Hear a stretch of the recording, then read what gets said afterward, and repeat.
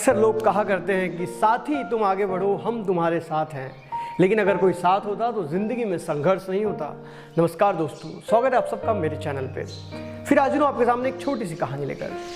दोस्तों, ज़िंदगी में कई बार हम लोगों को ये लगता है कि ये हमारी मदद कर देगा, लेकिन मदद करने कोई तैयार नहीं होता। आपको एक छोटी सी कहानी अंत तक जरूर सुननी चाहिए। एक जौहरी था, जो जौहरी बहुत युवा अवस्था में इस दुनिया को छोड़कर चले गया। उसके बच्चे छोटे थे।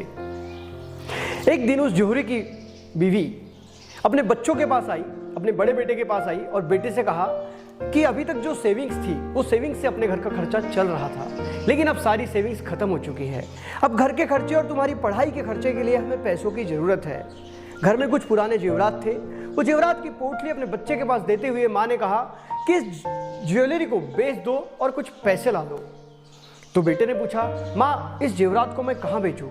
तो माँ ने कहा, शहर के दूसरे छोर पर एक दुकान है, वो दुकान हमारे रिश्तेदार की है। तुम उनके पास जाओ और ये गहने उनकर देकर कहना कि मुझे इसकी अच्छी कीमत दे दे।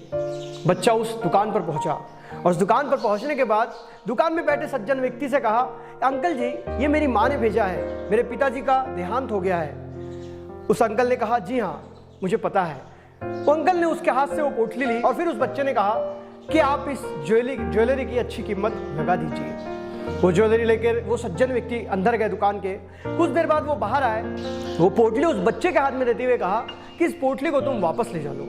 ये सुनने के बाद बच्चे के चेहरे पर चिंता के भाव आ गए। तो अंकल जी ने कहा कि चिंता मत करो, ये पोटली मैं तुम्हें इसलिए वापस कर रहा हूँ क्योंकि अभी कीमत ज़्यादा नहीं है, अभी मंदी चल रही है। जब इसकी अच्छी कीमत आएंगी तब इसको बेच देना, तुम्हें अच्छे पैसे मिल जाएंगे।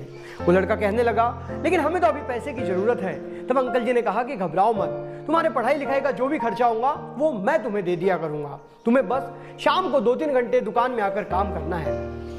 ये सब सुनने के बाद वो बच्चे ने पोटली ली, अंकल जी को हाँ कहा और घर पहुँच गया। घर जाने के बाद उसने अपनी माँ को सारी बातें बताई और ये भी बताया कि मुझे रोज स्कूल करके उस दुकान में 2-3 घंटे काम करने जाना है। और ये भी कहा कि वो अंकल जी बहुत अच्छे हैं, उन्होंने हमारी इतनी चिंता की कि वो गहनों का भी भाव नहीं है इसलिए वापस कर दिया। और फिर वो लड़का हर दिन उस सज्जन व्यक्ति की दुकान में काम करने जाने लगा और साल पे साल बीतते चले गए। उसकी स्कूल की पढ़ाई का खर्च वो सज्जन व्यक्ति दे दिया करते थे, उनके घर का खर्च भी वो सज्जन व्यक्ति द्वारा चल ही रहा था। और इस प्रकार वो लड़का थोड़ा बड़ा हो गया और एक दिन वो जौहरी जो अंकल थे उन्होंने उस बच्चे से कहा कि अब तुम वो जो जेवरात तुमने घर ले गए हो वो लेके आ जाओ, अब भाव अच्छा है हम उसे बेच देंगे। लड़का घर गया, अपनी माँ से कहा कि वो जेवरात जो आपने बेचने के लिए रखे थे वो दे दो, अंकल जी कह रहे हैं कि भाव अच्छा है, अब हमें उसे बेच देना चाहिए।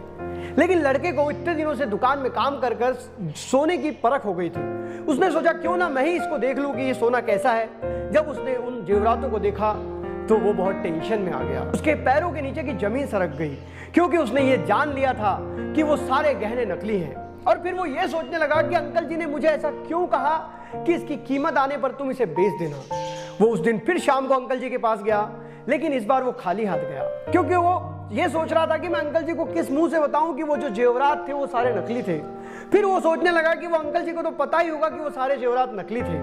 जब वो दुकान में पहुंचा और उसने दुकानदार से अंकल जी से कहा कि अंकल जी वो जेवरात तो नकली हैं, ये बात तो तुम्हें पता थी, फिर भी तुमने ऐसा क्यों कहा? तब अंकल जी ने कहा कि मैं तुम्हें अगर उस वक्त बता देता कि ये सारे गहने नकली हैं तो तुम कहते कि कैसे रिश्तेदार हैं, हम असली जेवर दे रहे हैं उसको भी नकली बता रहे हैं, क्योंकि रिश्तेदारों पर वैसे भी विश्वास नहीं होता। और मैं चाहता था कि मैं तुम्हारी मदद कर सकूं। अगर मैं उसी वक्त तुम्हें बता देता गहने नकली हैं तो तुम टूट जाते, इसीलिए मैंने तुम्हें ये बात नहीं बताई। ये सुनने के बाद लड़के को बहुत अच्छा एहसास हुआ और उसे खुशी हुई कि उसके रिश्तेदार ने उसे इतने दिनों तक मदद किया। अब वो लड़का खुद परिपूर्ण हो चुका था जो अपने घर को चला सके। दोस्तों, छोटी सी कहानी, लेकिन एक कहानी हमें बताने का प्रयास कर रही है कि हम जिंदगी में बहुत बार आधी अधूरी बातों पे विश्वास कर सामने वाले पे शक करने लगते हैं। कई बार हम दूसरों को शक की निगाहों से देखते हैं और हम ये सोचते हैं कि आदमी झूठ बोल रहा है, लेकिन कई बार उसके पीछे की वास्तविकता हमें पता नहीं होती।